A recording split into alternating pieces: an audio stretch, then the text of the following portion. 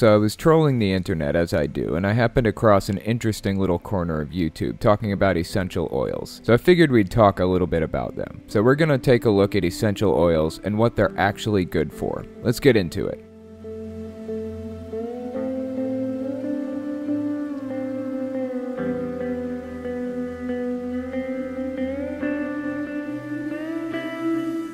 So what are essential oils? You've probably heard of some of them before. Lavender, frankincense, tea tree oil, and others. In fact, I've mentioned tea tree oil in another video before. And for those of you who watch Genetically Modified Skeptic, you probably already know all about them. In my last video about it, I mentioned that I went to college for chemistry at one point, and I was planning on making some lavender oil or something, since I just learned to do titrations and extractions and distillations and stuff like that. I thought it was going to be a complex process that I'd have fun doing and learn something in the process. Unfortunately, I was incorrect. It isn't this complicated chemical process. Let's read about how to make essential oils from the best source for this information, WikiHow. I'd go to a more reliable source for it, but honestly, there isn't much to it. There's no chemical process to follow. There's no advanced equipment, because you aren't extracting a chemical that's known to have medicinal value. There's no better place to learn it than from WikiHow. So let's take a quick look. Step 1. Cut sprigs of fresh lavender or purchase them dried. Oh wow, we're starting real basic. Step 1 is just buying the lavender. Okay, done. Next step. Step 2. Let the lavender dry. Oh my god, please get to the good part. Okay, I've let the lavender dry. What's next? Step 3. Lightly crush the lavender and place it in a jar. So we haven't done anything special with it yet. We've just picked a flower, dried it out, and put it in a jar. Step 4. Pour any non-scented or lightly scented oil into the jar, fully covering the lavender but leaving 1 to 2 inches of space at the top to allow for expansion. Okay, so since we could pick any oil, I'm assuming the special thing we're trying to extract here isn't in the oil, it's in the lavender. Presumably, if we had lemon instead, we wouldn't have the same effects. Let's continue. Step 5. Soak the lavender if you have time in sunlight. Cover the jar tightly and leave the mixture to soak in a sunny location.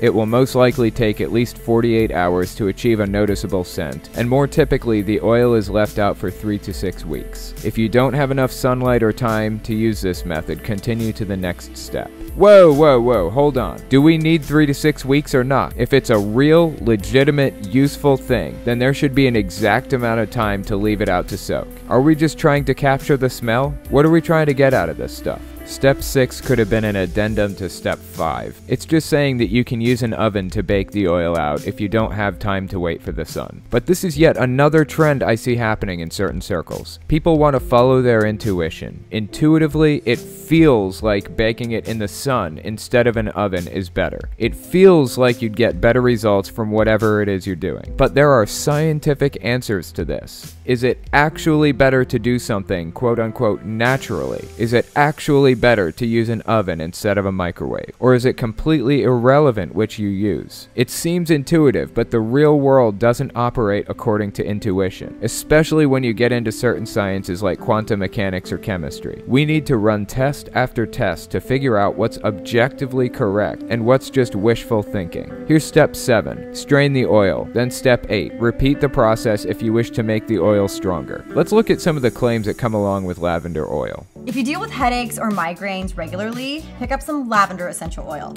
Lavender essential oil is just known to be extremely calming. If you do have migraines or headaches, I would advise just taking a little bit of the oil and just putting a drop on your wrist, rub it together, and then a little bit for behind your ears or to put on your temples too. You can do this anytime that you have a headache or right before you go to bed. Basically just kind of slows down your blood pressure. It just makes you chill out. Okay, now there were actually a couple of claims in there. She said it helps headaches, and then right at the end, she tried to explain how it works by saying it lowers your blood pressure and makes you chill out. There are so many things wrong with that. First, there's no proof that high blood pressure causes headaches. There are some cases for some types of ailments and circumstances where headaches come along with high blood pressure and some other symptoms, but correlation does not equal causation. One does not necessarily cause the other. That's my first complaint about it. And here's my second complaint. There's no evidence that it lowers blood pressure or that it helps headaches, even if lower blood pressure was proven to get rid of headaches. What's fascinating about this video I'm showing here is the fact that she lists a bunch of different essential oils and makes claims about each one. But in my video about tea tree oil, they made claims that the tea tree oil cured some of the things she mentions other things curing. So in this one, she claims that lemon cures dandruff.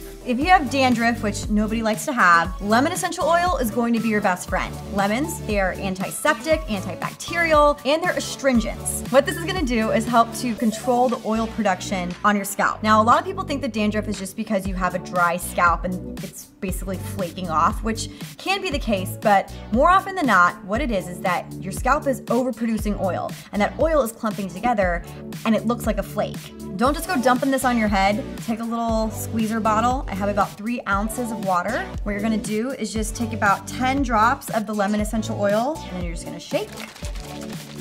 And then you have your little dandruff remedy. Now this is enough for just a one-time use. And just one disclaimer, I would just be very careful if you're a brunette using this. Lemon, it can lighten up your hair. If you're blonde, great. If you're brunette, maybe do a little test patch underneath, see what happens, and if it doesn't do anything, you can use it all over your scalp. But in my other video, the guy I was debunking made the same claim about tea tree oil. He even said to go about it the same way. So which is it? Does tea tree oil help cure dandruff, or does lemon? You'll hear a lot of the same claims being thrown around about different essential oils like that. Take a look at some of the claims this chick is making about them. Have thin or brittle hair? Rosemary essential oil is gonna be your jam. If you have halitosis, aka bad breath, peppermint essential oil is gonna be your jam. Just buy a bottle like this. If you deal with headaches or migraines regularly, pick up some lavender essential oil. If you have dandruff, which nobody likes to have, lemon essential oil is going to be your best friend. If you are experiencing chickenpox, if you have a bug bite, if you wanna get rid of an acne scar, let me introduce you to tea tree oil. If you have a sore throat, do yourself a favor and take some oregano oil.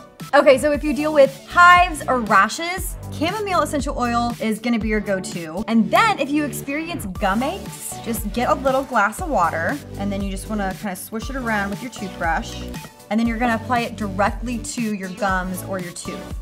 And if you're experiencing any of that and you want to get rid of it, clove essential oil is one that is going to help to just make your life so much better. If you're dealing with a cold or the flu, eucalyptus oil can help to get rid of it. So many claims, so little time to debunk. But let's go back to the tea tree oil video again. The guy I debunked in that mentioned brushing your teeth with it. Tea tree oil is poisonous, so do not do that. But look at what this chick said. And then if you experience gum aches, just get a little glass of water, and then you just want to kind of swish it around with your toothbrush, and then you're going to apply it directly to your gums or your tooth. Which is best for this, tea tree oil or chamomile? The truth is, neither is good for it, because it's complete garbage. To answer the question posed by the title of this video, essential oils can't do anything for you. It's bullshit. If I see some real, legit scientific evidence, then I'll change my mind. But it doesn't exist. All we've got is anecdotes, and having a bunch of anecdotes about something doesn't make it a fact. Anyways, that's all I've got for you. Follow me on Discord, Patreon, Facebook, and Twitter. And don't forget to check out my podcast. It airs every Sunday at 9 p.m. Eastern Time.